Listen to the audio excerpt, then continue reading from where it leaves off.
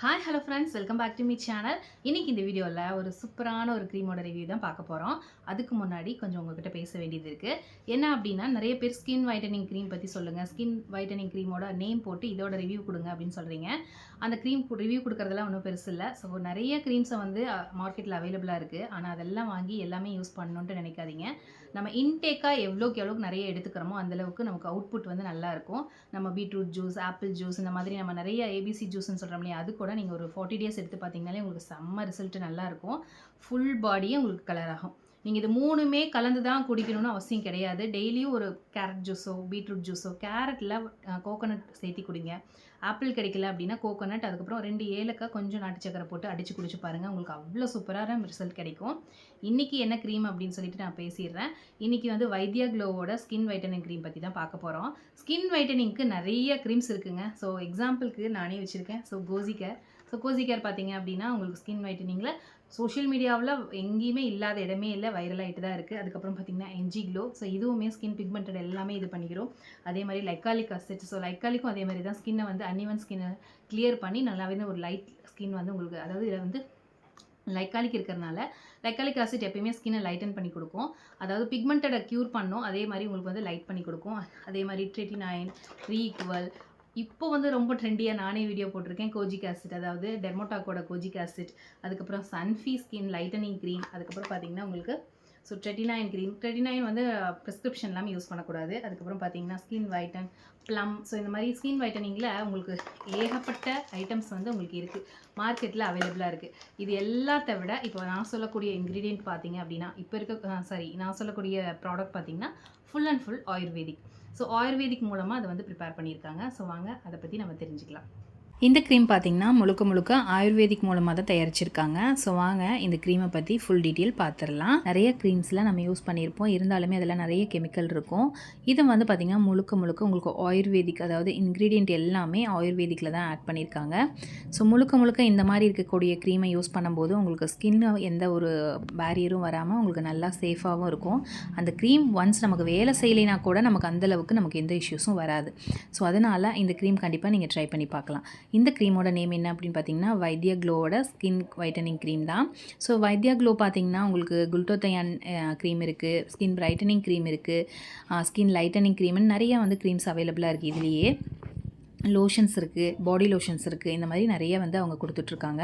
இது நல்லாவே உங்களுக்கு ஒர்க் ஆகுது. இது பார்த்திங்க அப்படின்னா இந்த க்ரீம் முழுக்க ஆயுர்வேதிக் இன்க்ரீடியண்ட் மட்டும்தான் இருக்குது. நான் சொல்கிறேன் பாருங்கள். இதோட க்ரீம் ஸ்ட்ரக்சர் இப்படி தான் இருக்கும். இந்த சன்ஃபி க்ரீம் எப்படி இருக்குது அந்த மாதிரி தான் இருக்கும். இதோட க்ரீம் வந்து பார்த்திங்கன்னா ஒரு க்ரீஸ் கன்சிஸ்டன்சியில் தான் இருக்கும். ஸ்கின் வைட்டனிங் க்ரீம்னாலே உங்களுக்கு அப்படி தான் இருக்கும். கொஞ்சமாக எடுத்து, அதாவது காயின்ஸ் எடுத்து நம்ம நைட் வந்து நல்லா அப்ளை பண்ணிவிட்டு தூங்கிக்கிட்டால் போதும். ஸோ எங்கெல்லாம் முகம் பிக்மெண்டடாக இருக்குது, நிறைய பேருக்கு என்ன ஒரு வருத்தம் அப்படின்னா, உங்களுக்கு வந்து முகம் பிக்மெண்டடாக இருக்கும், ஒரு க்ளோ இல்லாமல் இருக்கும், ரொம்ப டல்லாகவும் அங்கங்கே கரும்புள்ளிகளாக, அதாவது ப்ளம்மிஷஸ்ன்னு சொல்லுவாங்க. ஸோ இந்த மாதிரி இருக்கும்.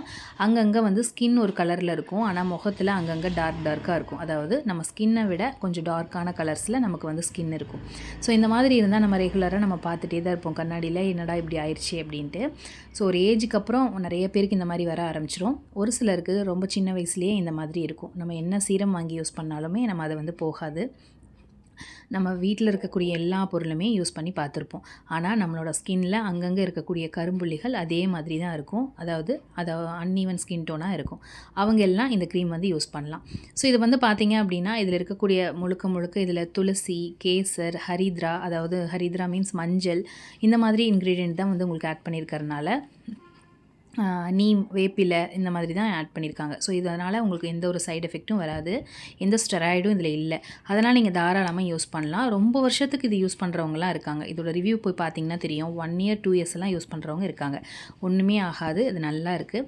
அதனால் தாராளமாக நீங்கள் வந்து யூஸ் பண்ணலாம். 16+ எந்த ஒரு வைட்டனிங் க்ரீம், கொலாஜன் க்ரீம், அதுக்கப்புறம் பார்த்திங்கன்னா எந்த ஒரு பேரியர் க்ரீமாக இருந்தாலும் 16 வயசுக்கு மேலே நீங்கள் யூஸ் பண்ணுங்கள். அதுக்கு மேலே கீழே இருக்கிறவங்க யூஸ் பண்ண வேண்டாம்.